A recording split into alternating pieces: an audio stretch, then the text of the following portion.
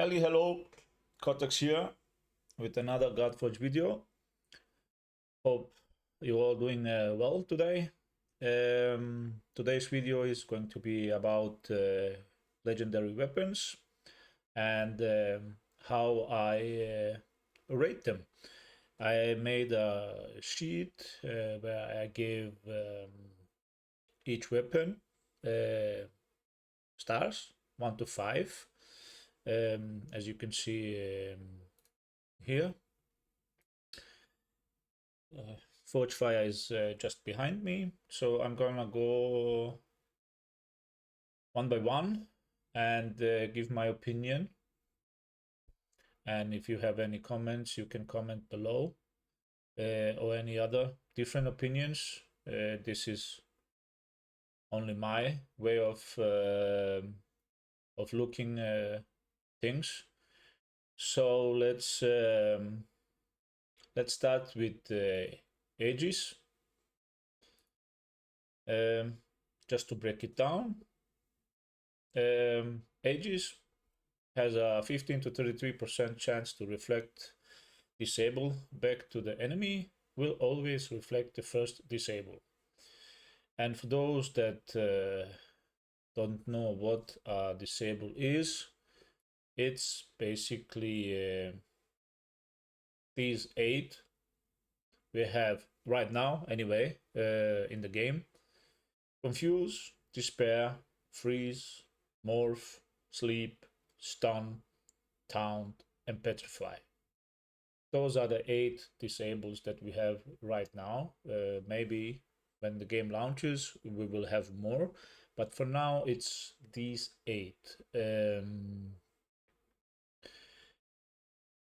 And as you can see on the description, whoever has this legendary weapon, the first time enemy throws a disable, it will reflect it. And after that, it will have, depending on the rank of the weapon, it will have 15 to 33% chance to reflect another one. As you can see, I gave it only a 3-star because I think it's a bit of a difficult one for me to rate right now, depending how the game turns out. But it will probably be something that you will be placing on a healer, debuffer, someone that helps your team one way or the other. So, and it can be really difficult to put it on someone else, I guess. Well, in some areas you might be able to put it on a DPS, but I would say especially this one and the way the game has been functioning right now, I think it's best suited for a healer, debuffer, someone that helps your team survive more or less, so they don't get frozen or whatever the disable is. So that's it for Aegis. If we move on to the next weapon, and I'm probably gonna butcher the name, Ame-No-Nobuko, I guess. As you can see, this one I only gave 2 stars because right now, if we read up, gain 1 stack up to 1 to 7 stacks of Temporal Aegis 2 or Arcane Aegis 2 when turn meta or divinity is reduced by an enemy. Right now, I couldn't find any information what Temporal Aegis or Arcane Aegis is, so it's really hard to grasp what this might mean. So for now, it only gave it only 2 stars. But the thing is, it's this last bit that's a little bit. This is going to be a niche when turn meter of divinity is reduced by an enemy. So basically, before this even has a chance to be triggered, you have to face someone that decreases your turn meter or divinity. Of course, there might be a boss or that does this, but for now I don't see it being that useful, and this is the weapon that I have given the fewest stars, because I need to see in game that to prove me wrong, basically. So for now it only has 2 stars. All right, moving on to the next one, which is Aten. This one I rated a little bit higher, 4 out of 5 stars. Damaging debuff inflict 10 to 70 increased damage. And for those that have a problem finding out which debuffs we are talking about, I think there are only 3 right now, damaging debuffs, but I am not actually quite sure if this applies for all 3 of them, which is Blaze, Bleed, and Acid. Because 70% is a lot, depending on, for example, if it's Blaze 3, 6% of max XP, 70% on top of that, that's huge. So I think, correct me if I'm wrong, but I think this is the only 3 damaging buffs there are right now. But I might be wrong. Correct me, please comment if you know there are different ones, but I think it's only 3. But really strong weapon. I would say you have a couple of champs that this will probably be a really good starting weapon. For example, Ra could be one of them. YDG would be the second one. Those 2 have Blaze in their kits. And of course, there's a Dracula as well with Bleeds and few other epics. Really strong weapon. I think it's going to be useful in and there are probably some other heroes that are going to have one of those damaging buffs. So for now, it's really strong, I think, and it will be useful. Moving on to the next, which is Excalibur. I don't think we need to talk about this one a lot. I think, like everybody else in this game, rates this on top of their list. Increases damage inflicted by allies by 2.5 to 5.5% for each buff placed by this hero. Really strong. Would be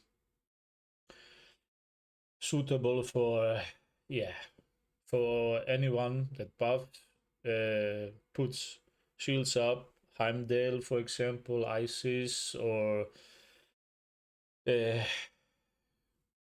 lot. Yeah, well, everybody basically that buffs up. So really strong. And personally, if I ever pull Heimdall before this event ends, it will definitely be with Excalibur for me. My first ever video was summoning, and I was chasing Heimdall, but I think I pulled 250 rares instead of anything else, or even more than that. But I'm gonna keep trying, and maybe I get lucky before this ends. But for now, this is one of the strongest by far. I think it's top 2. And when we talk about strong weapons, the next one is as strong, as viable. That's Forgefire. As you can see, also I gave it 5 stars as well. Reduce damage received by 10 to 28%. Does not receive damage per wave until this hero takes their first turn. This is useful in a lot of cases. You can put it on your healer, you can put it on your supporter, but you can even actually put it on your damage dealer. If you have a squishy damage dealer that does a lot of damage, this will actually be a perfect weapon for that particular hero, because does not receive damage wave until this hero takes their first turn. So basically, unless your hero is the fastest on the team, he won't get hit. If he doesn't take the first turn, he won't get hit whatever the enemy comes up with. So you can basically nuke from the start if you have this on a damage dealer that's a little bit squishy and he isn't the fastest on your team. Really good, and I think this is, as I said, top 2 together with Excalibur. So I don't think we need to dwell by this one more than we have to. So moving on to the next, and I'm gonna butcher this name as well. Maqauhuitl, I guess, I think. Also 5 stars for me. Attacks reduce enemy HP attack and the defense by 5%, stacking up to 1 to 7 times. That is really strong, and you can basically put this on anybody. Damage dealer, tank, whoever, really.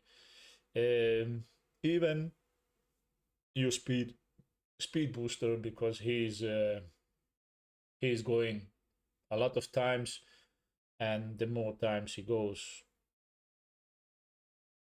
it reduces. So again, one of the weapons that is going to have a huge impact when we get to end game and people have the chance to upgrade it fully. It's going to be huge. Not only on waves, it will also be on bosses. I think on every single game mode we're going to have, this will have huge impact on the hero that has it on.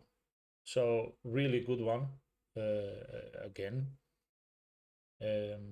nothing else to say really. Moving on to the next, Mjolnir. I gave it 4 out of 5. Every third hit inflicts 50 to 110 increased damage. And why did I give it only 4? Basically because of every third hit. It's really strong. 100 when fully upgraded, 110%. It's a huge buff. But you will have to build your team around a DPS that has a third hit, or you can time it anyway, or strategize about it, that hits like a truck. So basically, this is going only on a damage dealer where you have to plan when to use your big damage spell. Not said that it cannot be useful in earlier stages, it definitely can, but this is more for me an end game weapon.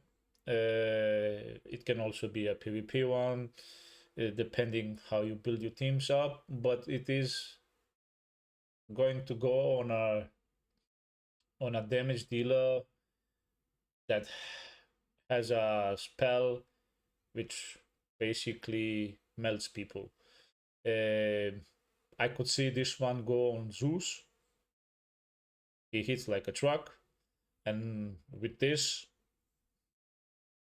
he will hit even harder. But yeah, some other heroes as well, but Zeus comes to mind. And this will be really helpful on him. So yeah, nothing else to say about Mjolnir.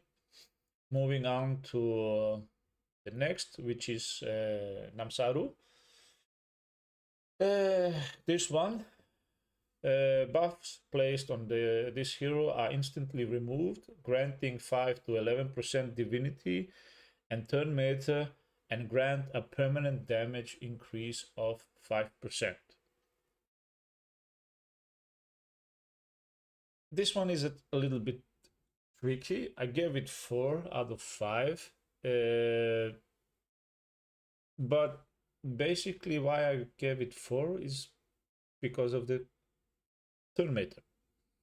11% turn meter. Divinity, I still need to see how this works in a real game, how huge of an impact is going to have, but turn meter boost is always helpful.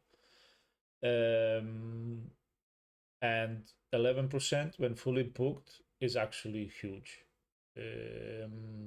On top of that, you get permanent damage increase of 5%. So this really goes on a brawler, if you ask me, but it's something that we need to see and test out before this might get